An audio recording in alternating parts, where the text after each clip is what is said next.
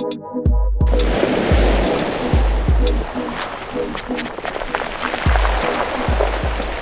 the great thing about stand-up paddleboarding is actually it's not that complicated, and you don't really need that much gear to get you on the water. As long as you're safe, you're comfortable when you're paddling, and you're finding it as easy as possible, that's a good place to start. But we're going to talk about the gear that is available for paddleboarding, the gear you should have, and the gear that's an optional extra. Now let's talk about the most obvious one to start with, the board. When you first start paddleboarding, you want a board that's nice and easy to stand up on, and it's nice and wide to give you a large amount of stability. Remember, it's not a fashion thing. It doesn't have to fit in the back of your car, and it doesn't have to be a certain weight. A perfect size for when people start off with is a mid 10-foot size, so 10'4" to 10'8", of about 32 inches wide, and that's what most people get into the sport on. If you're a little bit heavier rider, maybe look to a slightly wider baseboard, maybe a 33 inches or 34 inches wide. The most important thing is it's really easy to use for your body weight, and you can progress into paddleboarding really quickly. Now, just as important as a board is the paddle. You can't go paddleboarding without it, but you can paddleboard with lots of different paddles, and very cheap ones, wooden sticks, to high performance carbon pieces of artwork. As long as the paddle is the right length for you, not too long and not too short, approximately 6 to 8 inches above your head is a good place to start when you first start paddleboarding. They come in one-piece paddles, which are fixed, two-piece paddles, which that means then you can adjust the length of them, and three-piece paddles, which are great for traveling and packing down into smaller SUP bags. The most important thing to look out for when you're buying a paddle isn't actually the weight of the paddle. That's more of a nice thing to have, a lightweight paddle. It's actually the blade size. You don't want to have a blade size of the paddle down here too big. If it's too big, you'll load up your shoulders and you might cause yourself an injury. You're better off going for a smaller blade size than a bigger blade size. But if you are a bigger, taller person and have more muscles around your shoulders, you definitely can go for a bigger blade size than a smaller person. Something you can almost paddle without, but it's nearly impossible, is a fin. Very simple, but if you do forget it, you will be going around in circles. The fin is there basically to help you track or move in a straight line. It causes drag at the back of the board, and it slows the back of the board down, which then means you paddle in a straight line in simple terms.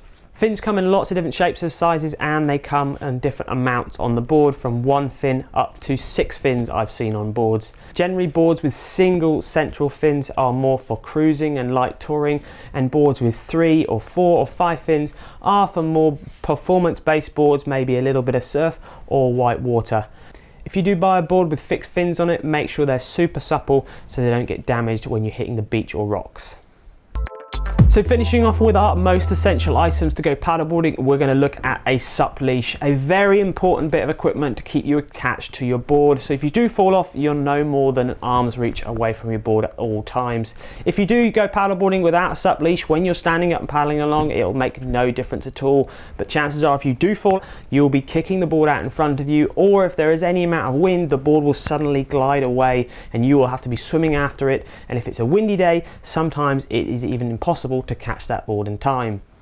Now, some people say that if you wear a buoyancy aid, you haven't got to wear a leash, and it is a personal choice, but we personally believe if you do fall off and you've got a buoyancy aid or a life jacket on, you still have to swim after your board because you haven't got a leash on, and then actually swimming after a board that's moving in maybe a bit of wind or still with momentum that you push forward is really hard to do. So we really recommend wearing a leash at all times, unless you're in a moving water environment, which is maybe where you're taking the board out in white water or moving water, and that's where we recommend wearing a leash, but with a quick release harness, so you can easily release the leash if it gets tangled around trees or branches.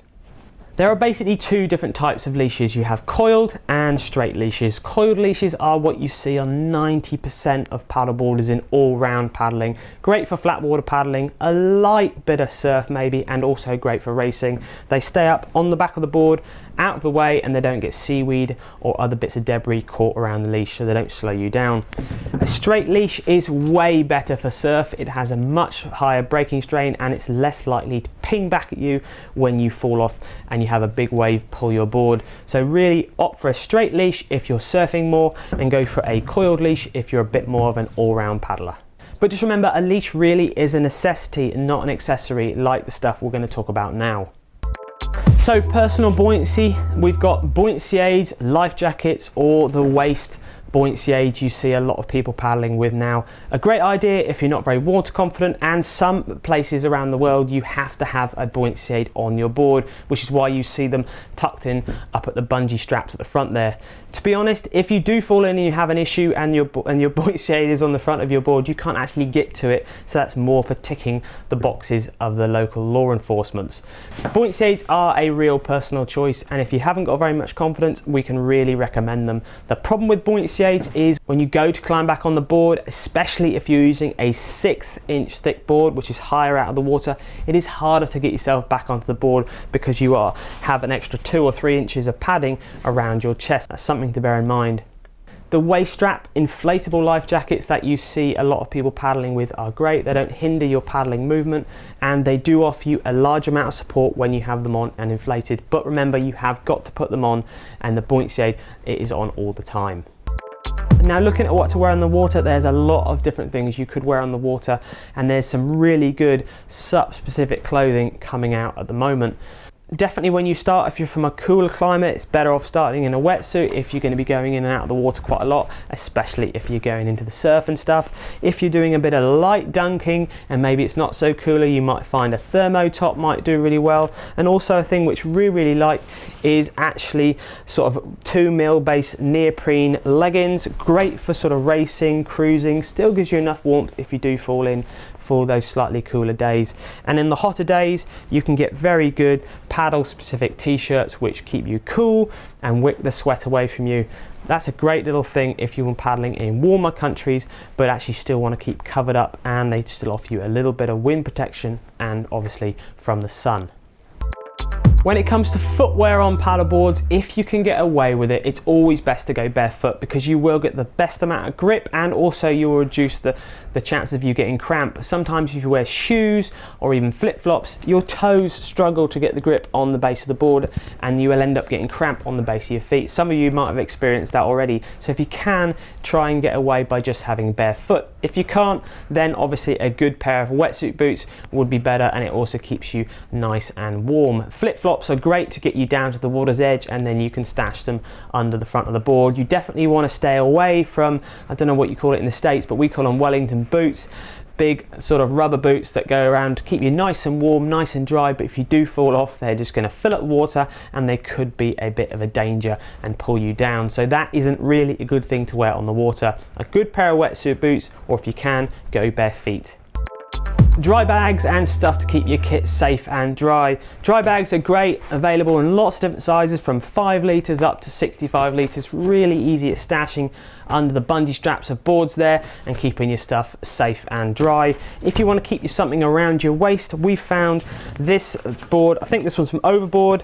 They make a great waist buckle system which goes around your waist. You can put your phone in there, your car keys, and keep stuff really safe and close to you. That's a lightweight good thing, maybe good also for racers and other people who want to put a bit more power into their stroke but not be hindered by a backpack. Definitely, otherwise, safety wise, it is good to take a phone on the water. A simple dry bag, there's so many available online. Another thing is then you can use apps like SUP, and you can put it in there and you can use the viewing window, track your speed and your course if you want to do that sort of thing. But if you want to get away from the tech, emails and text message, I completely understand it, but it's still a good idea to take a phone with you so you can call somebody if something happens. Now, there is actually loads more SUP accessories than I've gone over in this video. SUP wheels to help you get to the beach, extra carry straps to help you carry the board to the beach, board bags, paddle bags, fin sizes, loads of different fin sizes. But the thing is, remember, SUP is actually a very simple sport. Just always remember your board, your paddle and your leash. Stay safe and as comfortable as possible, and paddle on a board that's as easy for you as possible. So until next time, we'll see you on SUPboarder or on YouTube. Thanks a lot.